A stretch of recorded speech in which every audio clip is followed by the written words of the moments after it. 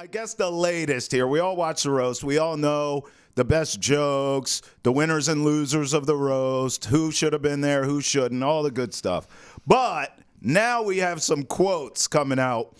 We'll call it from the fallout, George, of the roast. I'm going to read you a few. Gisele, quote, deeply disappointed by the disrespectful portrayal of her family on Sunday evening's roast. You're deeply show. disappointed in how you were portrayed?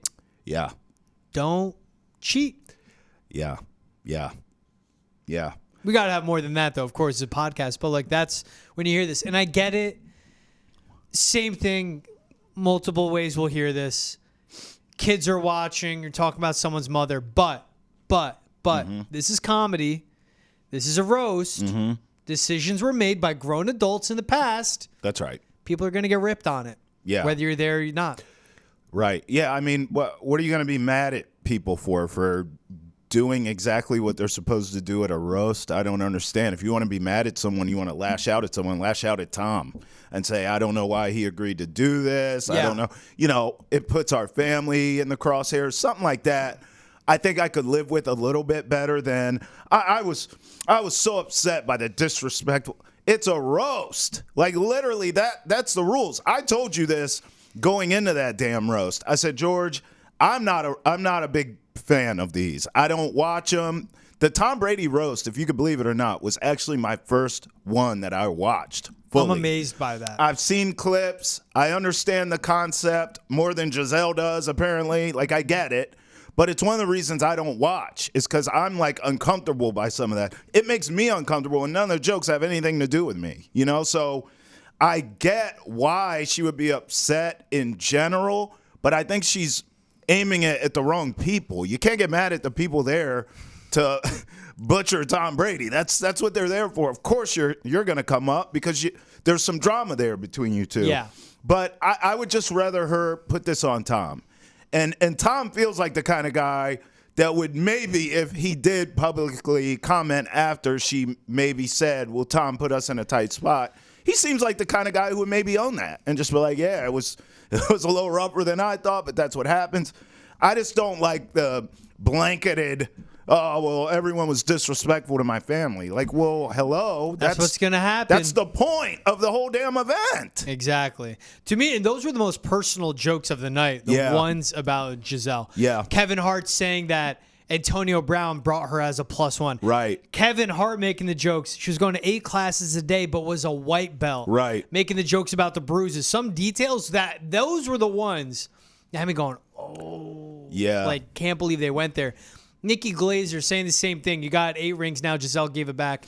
Tom, the biggest mistake you made in your life was telling her, yeah, babe, jiu-jitsu classes sound like a good idea. Right. But again, it's comedy. You know what he was signing up for. And if anything, like you said, you go at him to say they can't joke about that. Because it seemed like, as Nikki Glazer came out and said, she couldn't make jokes about CTE in the NFL. Mm-hmm. She couldn't make plastic surgery jokes. We didn't hear a lot of, like, hair plugs, hair treatment jokes for Tom Brady either. I wonder if he admitted that. And also jokes about Robert Kraft getting a massage. So there definitely was a list. But at the same time, Tom Brady, if he was told that, if he went to the writers and said, no one can make a joke about Gisele, that would have been such a huge chunk missing out of the night. For sure. That would have been the big storyline of how do you have a 3-hour roast and not make a joke about Gisele cheating on the golden boy of America once. So it was coming. She's going to come out and do this. Right. You're right. Go to Tom and say, I'm so upset with you for signing up and doing this. Look what you're putting our family through again. Yada, yada, yada. But the deeply disappointed by the disrespectful portrayal of her family. Come on. It's what happens. Yeah.